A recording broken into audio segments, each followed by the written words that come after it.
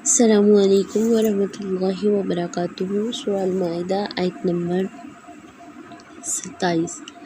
اعوذ باللہ من الشیطان الرجیم، بسم اللہ الرحمن الرحیم۔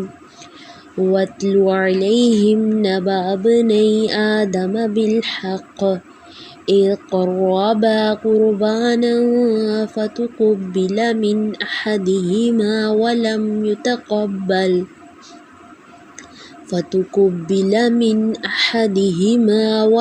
يُتَقَبَّلْ مِنَ الْآخَرِ قَالَ لَأَقْتُلَنَّكَ قَالَ إِنَّمَا يَتَقَبَّلُ اللَّهُ مِنَ الْمُتَّقِينَ۔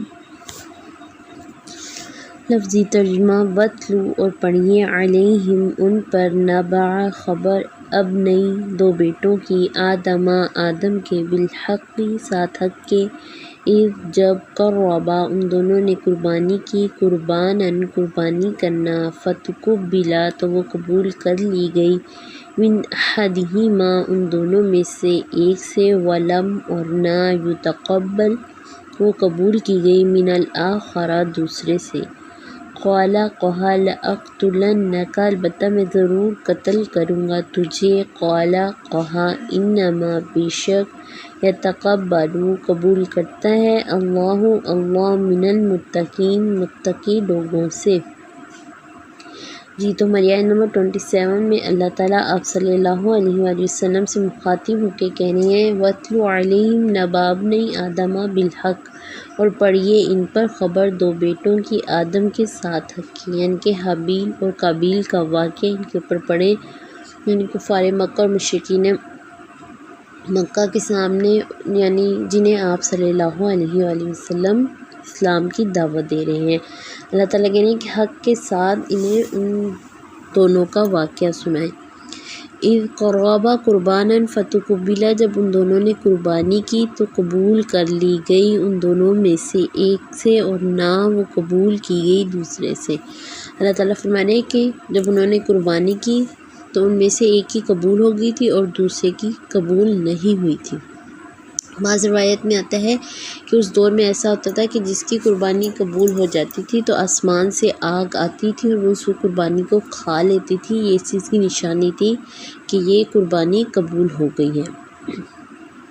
ٹھیک ہے جی، تو اللہ تعالیٰ کیا فرما رہے ہیں، ان میں سے ایک کی قبول ہوئی تھی اور دوسرے کی قبول نہیں ہوئی تھی۔ آپ دیکھیں کہ قبولیت کی بھی کچھ شرائط ہوتی ہیں، یعنی کہ بس جو کچھ کرنا چاہیں بس کر دیں، ہاں جی ہم نے یہ صدقہ کیا ہے تو کر دیا ہے، اب قبول ہونا یا نہ ہونا، یہ تو قبول کرنا یا نہ کرنا یہ اللہ تعالیٰ کے ہاتھ میں۔ اب دیکھیں اس کے لیے یہ ہے کہ ہماری نیت جو ہے وہ خالص ہونی چاہیے۔ اگر ہماری نیت میں ریاکاری، دکھاوا سب کچھ شامل ہوگا تو پھر وہ ہماری جو قربانی ہے، جو کچھ بھی ہماری کوشش ہوگی وہ قبول نہیں کی جائے گی۔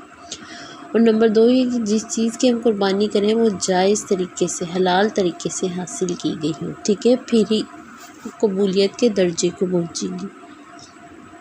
ان میں سے بھی ایک کی قبول ہو گئی تھی اور ایک کی نہیں ہوئی تھی۔ جس کی قبول نہیں ہوئی اس نے کہا قال لأقتلنک البتہ میں ضرور قتل کروں گا تجھے۔ اس نے کہا کہ میری قربانی تو قبول نہیں کی، اللہ نے تمہاری کر لیا تو میں تمہیں ضرور قتل کر دوں گا۔ پھر دوسرے نے کہا قال انما یتقبل اللہ من المتقین، کہا بے شک قبول کرتا ہے اللہ متقی لوگوں۔ اس نے کہا کہ اس میں میرا قصور نہیں ہے کہ میری قربانی قبول ہو گئی اور تمہاری نہیں ہوئی، بلکہ یہ تمہاری نیت کی وجہ سے ہوگا، کیونکہ اللہ تعالیٰ متقی لوگوں کی جو ہے وہ قربانی قبول کرتا ہے۔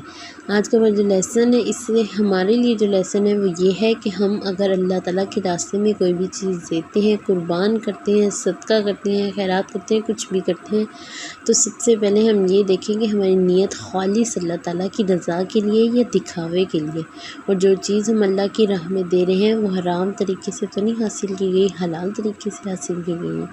ٹھیک ہے جی، ہمارا لیسن یہیں تک تھا۔ السلام علیکم ورحمۃ اللہ وبرکاتہ۔